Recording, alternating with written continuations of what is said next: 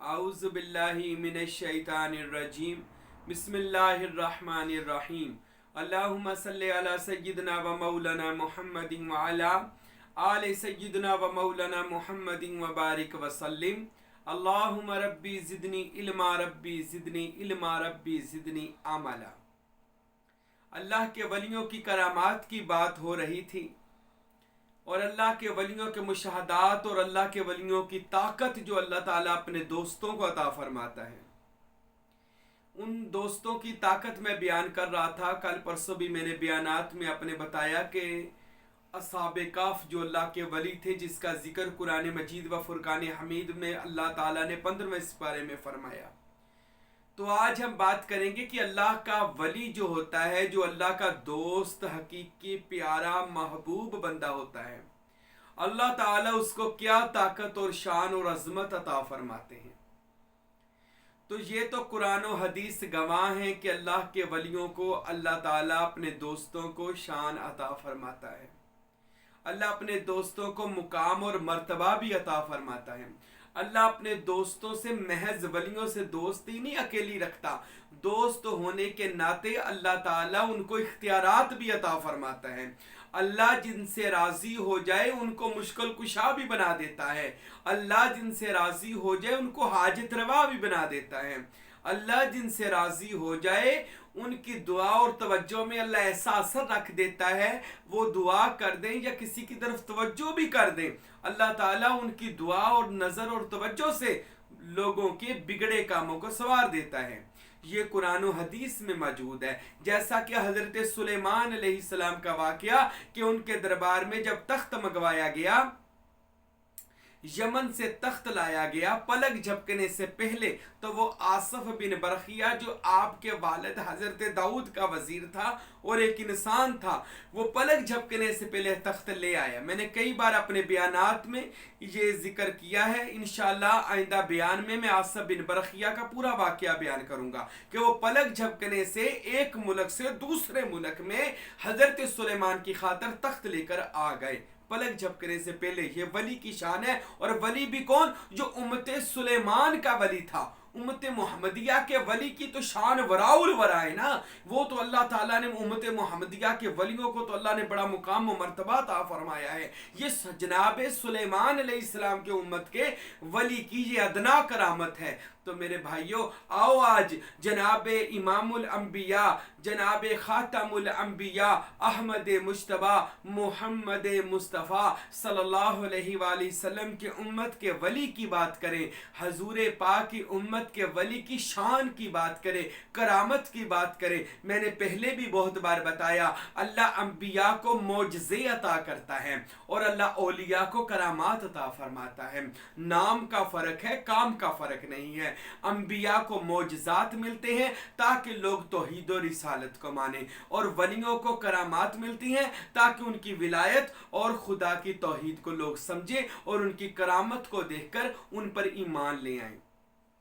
اللہ تعالیٰ اپنے ولیوں کو کرامات عطا فرماتا ہے۔ آئیے آج ایک ولی کامل کی بات کرتے ہیں جو ہمارے مربی، ہمارے آقا جناب سخی سلطان العارفین، برہان الواصلین، مقتدائے کاملین، فناف ذات عین یاہو حضرت سخی سلطان باہو رحمت اللہ تعالیٰ علیہ ورضی اللہ تعالیٰ عنہ۔ حضرت سلطان باہو ایک درخت کے نیچے بیٹھے تصور اسم اللہ ذات کا ذکر کر رہے تھے، اللہ کا ذکر کر رہے تھے، آپ کے ساتھ لطائف رب العالمین کے ذکر میں مشغول تھے۔ حضرت سلطان باہو مراقبے کی شکل میں بیٹھے تھے، گیان کی صورت میں بیٹھے تھے، اپنے خدا کی یاد میں بیٹھے تھے، تصور اسم اللہ ذات فرما رہے تھے کہ وہاں سے سکھوں کی شادی تھی اور سکھوں کی برات جا رہی تھی، اور وہ جو سکھ تھے وہ جہاں پر برات لے کر جانی تھی، وہ سکھ اس گاؤں کا نام بھول گئے۔ تو ان میں سے ایک بڑا سا ان کا جو بزرگ تھا وہ کہنے لگا، یار کوئی رستہ کسی سے پوچھ لو۔ کہتے ہیں ایک آدمی نے بتایا کہ جی وہ دیکھے سامنے حضرت درخت کے نیچے کوئی بزرگ بیٹھے ہیں، اللہ کا ذکر کر رہے ہیں، چلو اب ہم ان سے پوچھ لیتے ہیں۔ وہ سارے سکھ چلتے چلتے حضرت سلطان باہو کے پاس آ گئے. وہ نہیں جانتے تھے یہ کون باہو سلطان ہے. ارے یہ تو وہ باہو سلطان ہے کہ جو اللہ کے ولیوں کا سلطان، جن کو نبی پاک محمد مصطفیٰ نے اپنی مجلس کچہری رسول میں بلا کر جن کو سلطان العارفین کا لقب دیا کہ روئے زمین کے خدا کی پہچان کرنے والوں کا جو بادشاہ ہے اس کا نام حضرت سلطان باہو ہے. ارے باہو تو با خدا ہے. ارے باہو کی خوشبو ہر ولی سی آتی ہے. ارے وہ باہو سلطان. سنیے سبحان اللہ. وہ سکھ جو تھے وہ ان میں سے ایک آگے ہو کر پوچھنے لگا بابا جی ہم نے فلاں گاؤں جانا تھا تو گاؤں کا نام نہیں یاد آ رہا، ہمیں اس گاؤں کا نام نہیں یاد آ رہا. حضرت ذرا ہمیں بتائیں، نشانیاں ہم بتاتے ہیں تو ہمیں بتائیں وہ گاؤں کہاں ہے. حضرت سلطان العارفین سلطان باہو رحمت اللہ علیہ نے اپنی آنکھیں کھولی اور کھول کر ان سکھوں کی طرف کی. اللہ اکبر. ادھر نظر کرم کا ہونا تھا. نگاہ مرد مومن سے بدل جاتی ہیں تقدیریں، گر ہو ذوق یقین پیدا تو کٹ جاتی ہیں زنجیریں. ارے نگاہ مرد مومن جب پڑی وہ ولی کی نگاہ پڑی. حضرت سلطان باہو نے ان سکھوں کو دیکھا، ادھر دیکھنا تھا ادھر ان کو مجلس محمدی میں پہنچا دیا، ان سب کو مدینہ المنورہ میں پہنچا دیا. رسول اللہ صلی اللہ علیہ وآلہ وسلم کی باطنی مجلس محمدی میں پہنچا دیا اور وہاں پر پہنچایا. حضرت سلطان باہو نے رسول خدا کی بارگاہ میں پیش کر دیا.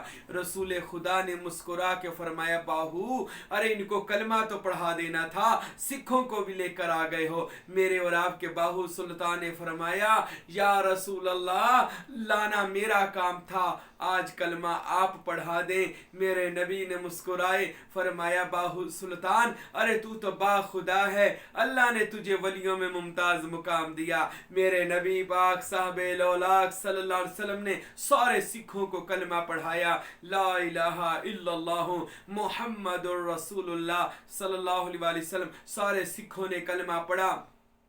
جب سکھوں نے کلمہ پڑھنا شروع کیا فوراً اسی جگہ پر واپس آ موجود ہوئے اور وہ کلمہ ہی پڑھی جا رہے تھے لا الہ الا اللہ محمد رسول اللہ. وہ سکھ رو رہے تھے، کلمہ پڑھ رہے تھے. وہ سکھوں نے جب رسول خدا سے کلمہ پڑھا اور نبی کی مجلس بھی نصیب ہوئی. اللہ کا ولی تو وہ ولی ہوتا ہے جو نگاہ کرے طالب کو مجلس محمدی میں پہنچا دے.